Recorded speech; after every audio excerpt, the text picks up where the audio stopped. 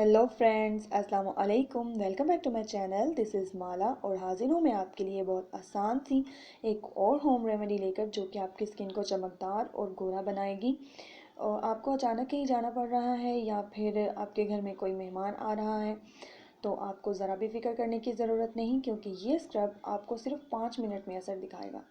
तो जल्दी से मेरे चैनल को सब्सक्राइब कर दीजिए ताकि मेरी आने वाली तमाम वीडियोस आप तक बआसानी पहुंच सकें। तो आपने क्या करना है जी, आपने ले लेनी है जी पिसी हुई चीनी, तकरीबन 2 चम्मच।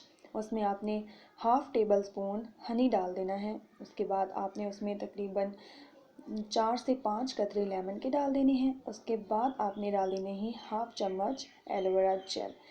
बिल्कुल अच्छे से इन चीज़ों को मिक्स कर लीजिए। उसके बाद हल्के हाथों के साथ अपने चेहरे पर लगाइए। 5 मिनट रखने के बाद आपने बिल्कुल हल्के हल्के हाथों से मसाज करके अपने चेहरे को वॉश कर लेना है।